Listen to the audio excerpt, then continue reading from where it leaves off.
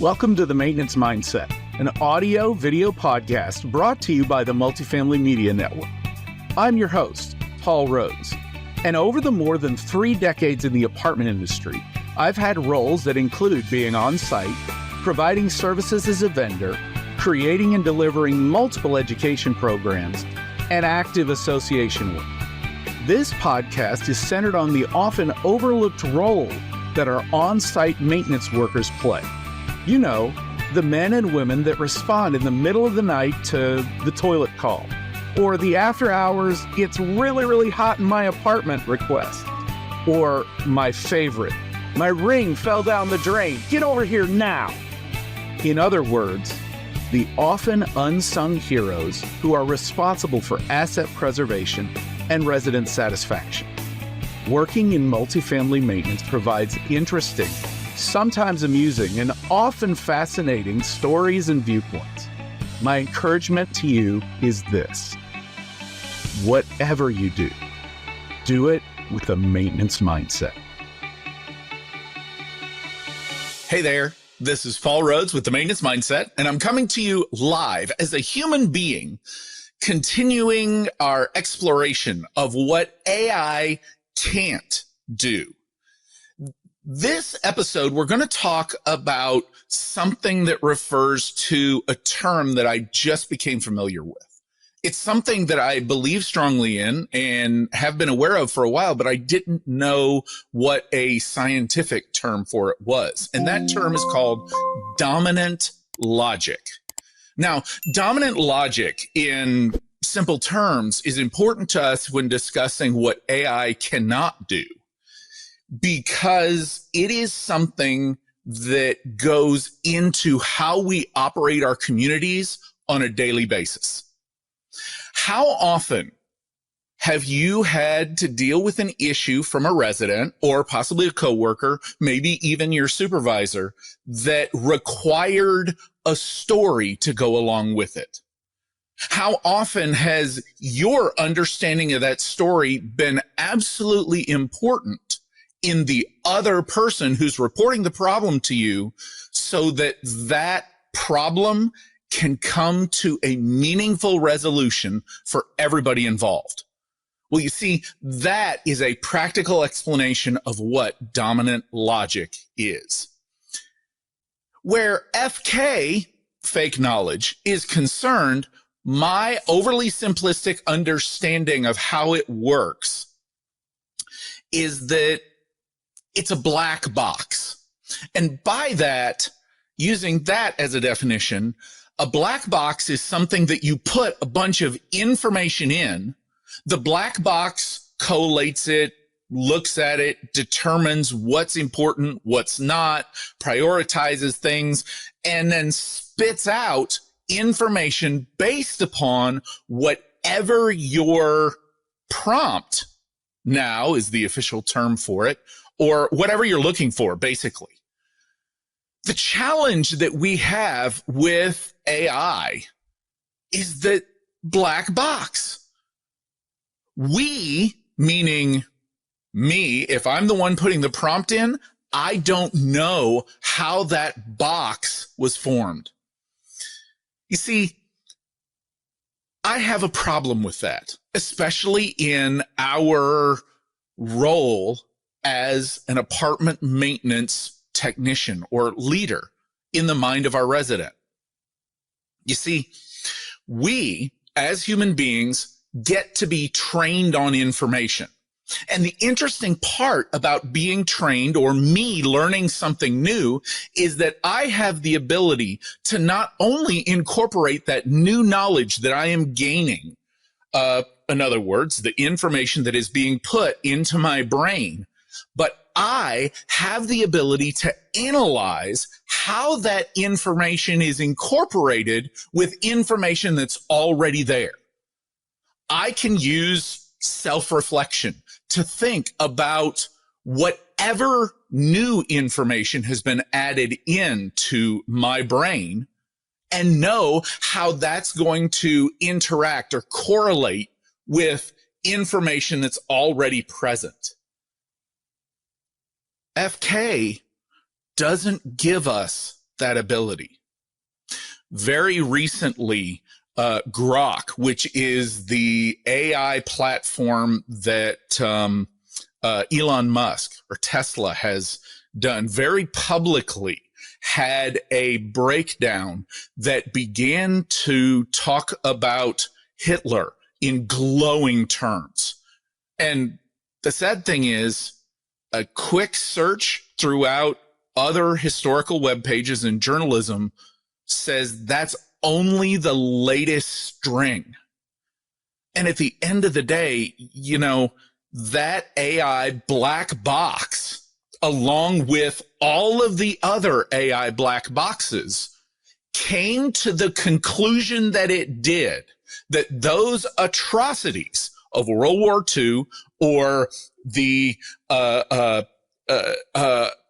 discriminatory acts or volatile language, or that violence was a good way to solve problems. All of those, looking in NewsString where AI is concerned, were produced by AI agents. That FK was applied to whatever the prompt was, and the black box produced the fact that these completely undesirable, unacceptable things were good responses to whatever prompt. So how do you go from something that is supposed to be a problem solver? So when you're looking for problems to be solved, whatever those problems are, and you get atrocities, the answer, that black box. Last episode, we talked about the difference between complicated and complex. That black box, the inability for us, the people who are going to be reasoning the output without knowing how that black box compiled the information, or even what other totality of information that it compiled it against, that's a problem, particularly when you or I are going to be called upon to take the result of the analysis and apply it to solve another human being's problems. Now, this is not an indictment of FK. Matter of fact, these series of conversations that you and I are having is not saying that AI has no place. As a matter of fact, I believe quite strongly that it does. I'm advocating for caution.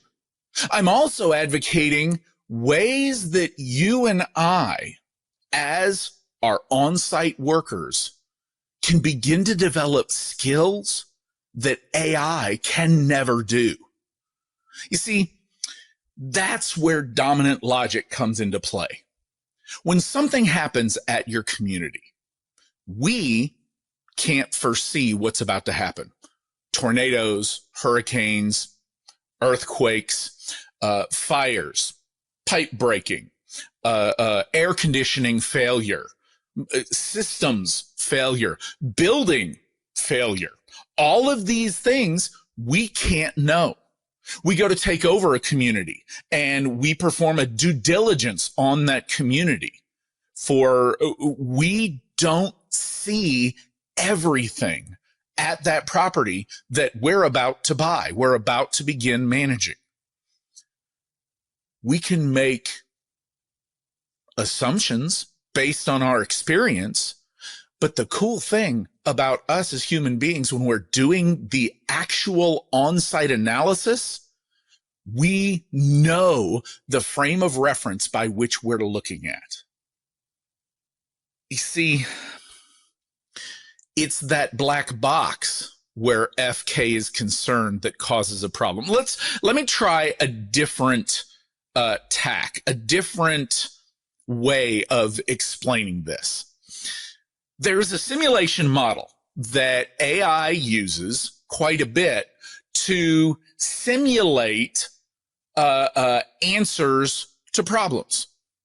There was a scientific model created that I believe the scientist was Cass, I think was his name. And what he did is he went to an AI, and I don't know which one, and really I'm not sure for this explanation it matters.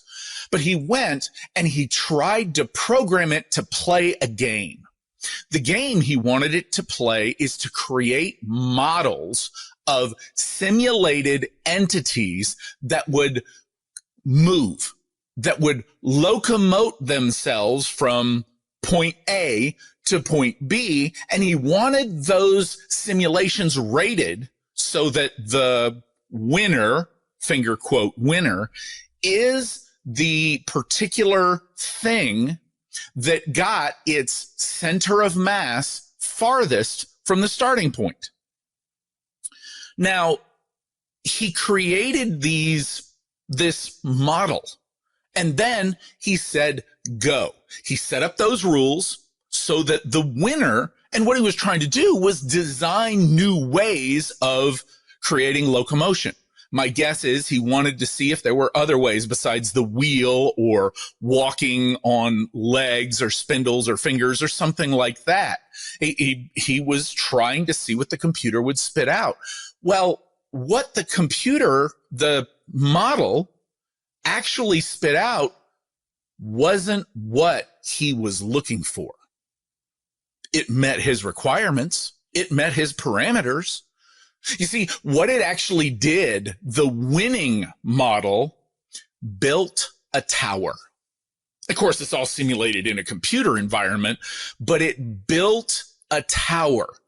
And that tower ended up being very, very tall, very, very skinny, with a huge amount of weight at the top.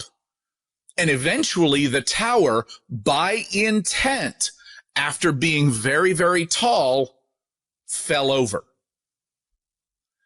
Based upon the parameters of the rules that were set in place, the tower won the contest because its center of mass got the farthest, the fastest. The designer of the experiment was looking for locomotion, not something to get built and just fall over. The black box is that missing piece. You have the scientist who said, I want you to do this thing. And in his brain, he had an idea of what it was going to be. The challenge is the black box took that input and said, okay, I will follow your rules and do something completely different. You know, my dad said that we need to be aware that when we get mad at computers, we're actually getting mad at ourselves, because computers are not stupid. They only do exactly what you tell them to do. Well, in my mind, FK is still doing exactly that. It's doing exactly what it was programmed to do. Unfortunately, the people who are using the machine are not the people who built the machine. And not only that, the people who built the machine, and we're talking about all of the AI models here, the people who built it, they don't even know the breadth, the width, and the depth of the information that their black box was programmed with. See, this is a real problem, especially if we wanted to get apocalyptic. And we point out the fact that much of literature and much of what is found today that is popular in our social medias and in the news and a lot of popular culture is negative in nature. I mean, the terminology, if it bleeds, it leads, that is a very, very real challenge. Bad or negative items in our society, in our area, are repeated more often than positive things. This means that if we are working with an alternate artificial intelligence that was programmed based on the information found on the internet, there's going to be an appreciable amount of it that is negative in nature.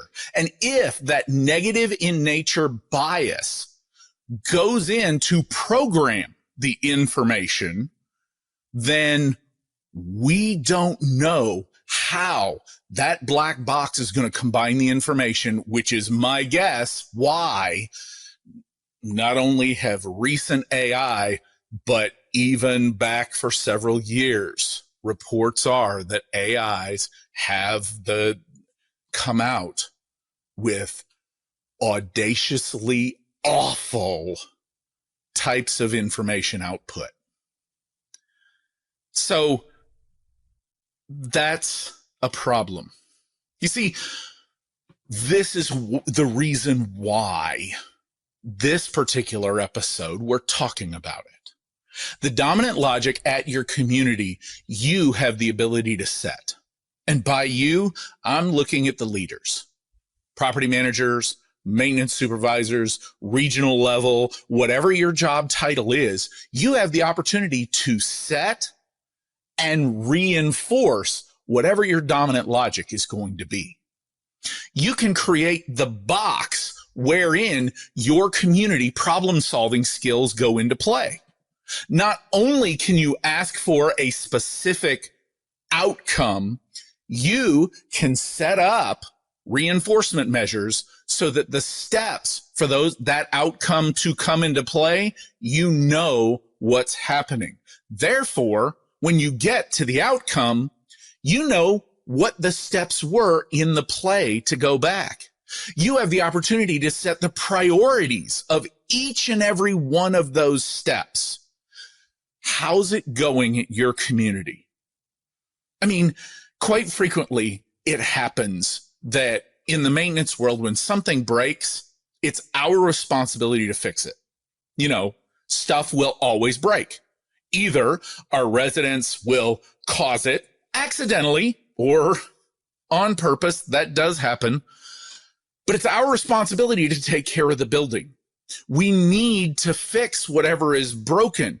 And yet, how many leasing seminars, webinars, pages, articles, blog posts have you seen lately that focuses on the resident experience? That resident experience is the in-between places. You know, this happened, a pipe broke. The end, the pipe was fixed and the damage was cleaned up. But your dominant logic is what sets up the steps in between the pipe breaking and the problem being completely solved. How are you going to make that happen? Now, we could go plug that into FK somewhere. We could plug it into any of the ones on your computer screen and ask it, give me the step-by-step way that I repair pipe blah, blah, blah that broke to full completion. And it will give you step-by-step. Heck, for that matter, ask it for a PowerPoint. Ask it to generate now. Ask it to generate a cartoon video showing you how to. And if you've seen any of them at this point in time, they will have 6 fingers and possibly extra arms that come out, but they will in general show you the physical task of repairing whatever problem it was, remediating, and even going through when it pulls the information down off of your local codes to tell you what has to be repaired. And it will tell you that, but what it won't get you is the relationship between your community and that resident.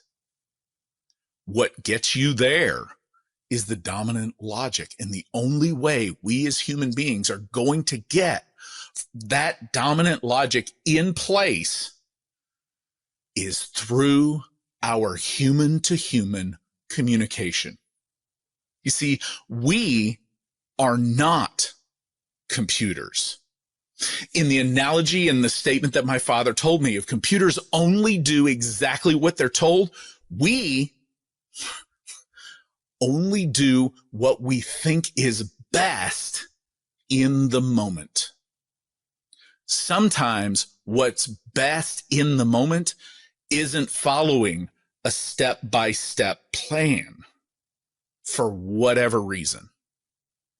You know, I was asked recently about a concept that a technology manufacturer was looking at doing.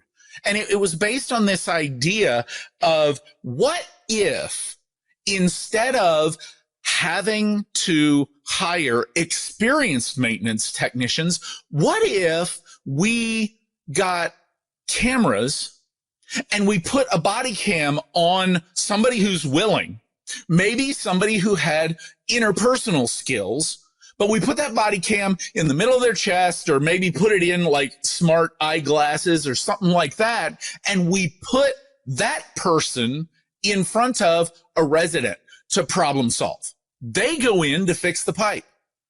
And the inexperienced person, their entire job is just to be the hands, to grab the tools, to fix the pipe, to move the furniture, to pull down the drywall, to put the drywall back up, to repaint it, to do the physical things. And that camera, based on some future AI expected technology, the camera would be connected to both AI and a human being. And the FK AI that is involved would give specific instructions that could be bypassed by the human monitor at any point in time, so that our in the field, unskilled, unexperienced maintenance technician is the one providing service to the human being. By doing this, we have a much, much shorter period of time that someone becomes a full-fledged maintenance technician. I mean, essentially what it does, and their original concept was IKEA instructions for apartment maintenance. You know, IKEA instructions. When you buy the bookshelf from IKEA, it comes with instructions that are illustration only, no words, and they are specifically designed to where someone with zero construction or tool experience could understand how to put together the bookshelf. That thinking went into this idea of what if we put cameras on an inexperienced person who's willing to be a maintenance technician and then send them into our building and monitored by a combination FK and human beings. They asked my opinion of it, and I was very leery, as you've already understood, or by now I would hope you've got the inference that the minute they mentioned the artificial intelligence piece of it, my worry about fake knowledge went into overdrive. And the more I got to thinking, the more horrified I am.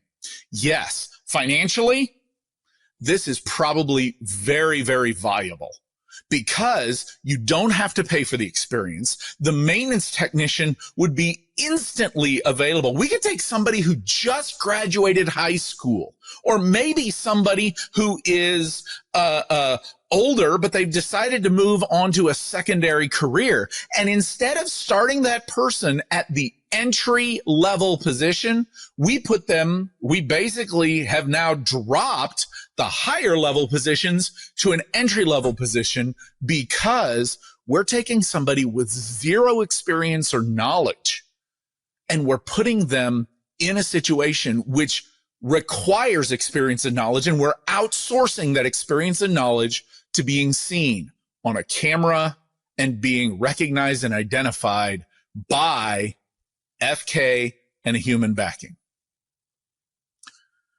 Chances are, at scale, this costs less than the cost of bringing a human in knowledge and experience up to that same level, because you're able to scale the knowledge of the person behind the computer screen. You could even probably run 2 or 3 techs of inexperienced out in the field by one experienced maintenance technician. And still, in my mind, it's a failure, because maintenance friends, for those of you who have been in a residence apartment, the amount of things that if you're paying attention, you can identify and with the right dominant logic, correct before they become problems is immense. It is a wonderful skill for us as a maintenance technician. And it's one that AI cannot do because we don't know what went into that black box. Going into a residence apartment, you have the ability to know that in this same floor plan, the thermostat wiring that goes to the thermostat that's on the wall in the hallway, well, that wire actually is on the side of the drywall, the opposite side of the stud. When it comes out of the box in the back of the thermostat, it goes to the side of the stud that is easier reached from the utility room, which is the wall that it shares. Not only that, if I have to gain access to the thermostat wire behind the wall, it is an easier job to go through the ceiling in that room than it is to go through the wall, because at that particular property, that wall is the earthquake reinforced wall that it's a hard time to cut through the drywall, because the earthquake reinforcement strapping that's required to go through diagonal is in that wall.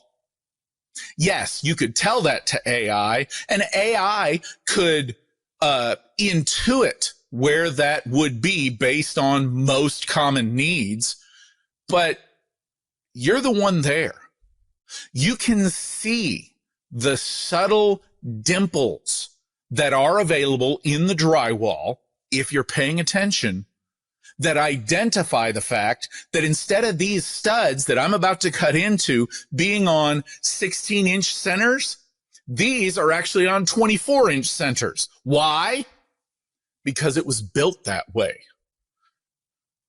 Those are things that FK will not be able to identify through a camera.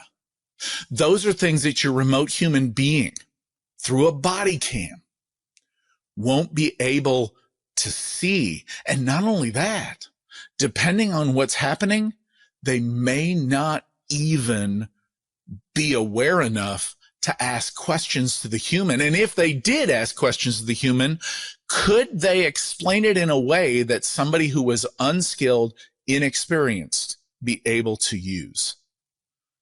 Yeah, I know. At this point, you're sitting there saying, but Paul, somebody who's inexperienced without that extra brain won't know it. You're exactly right. The first time. The second time, they'll know it. Yeah, but won't AI know that too? Yeah. But will it be able to apply it to different floor plans? I don't have an answer to that because I don't know how that black box was made. What we're talking about here is that AI is an amazing tool for analysis. Analysis based on knowable things. Right now, I think the best use of AI is in finances, because numbers are finite. The rules that go into numbers are understood across the board. And taking your community's budget, plugging it in to an analysis program that not only is it automated to take whatever this number is up here and compare it with this number, that's complicated. The complex piece, as we talked about during part 1, is when it begins to apply a logic and it says this number, this first number, is a higher priority item than the 3 or 4 other numbers that get combined or added or mathematically corrected to it.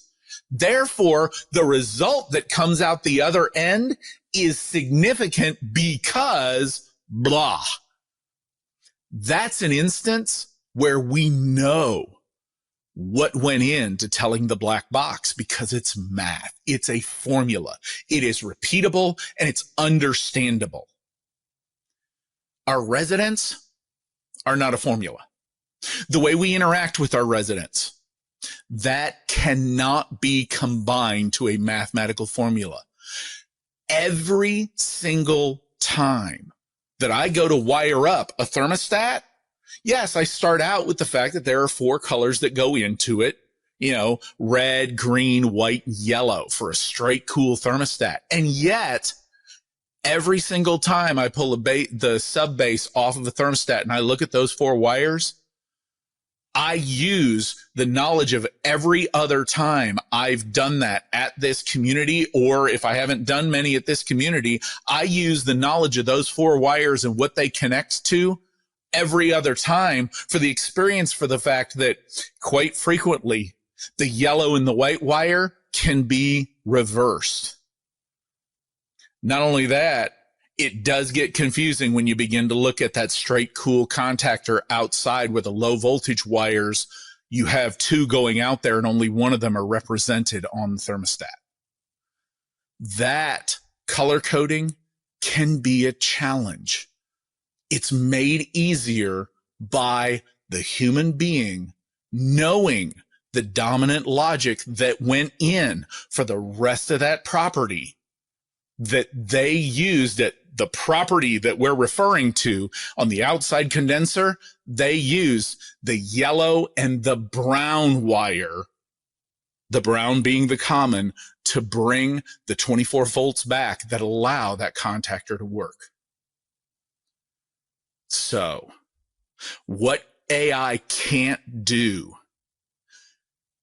is ensure that we know the dominant logic that went in to how we're going to problem solve on our communities. Our response should be, what is the dominant logic at our communities? If, as a leader, you can't identify what the dominant logic is in anything, do yourself a favor. Open up that black box. Open up by asking the question.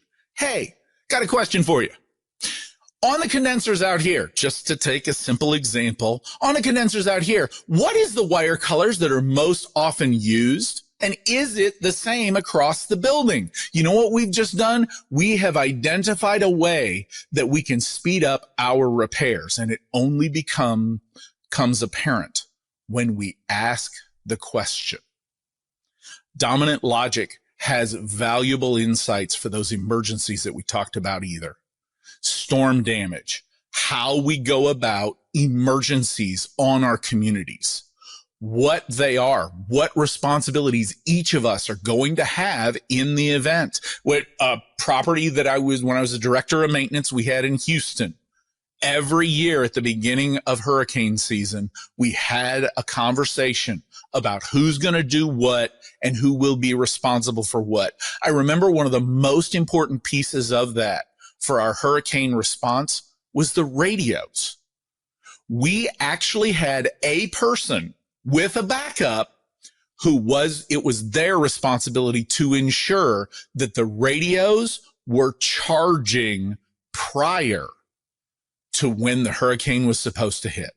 We had knowledge of when hurricanes were coming because of the weather forecasting that was going to happen.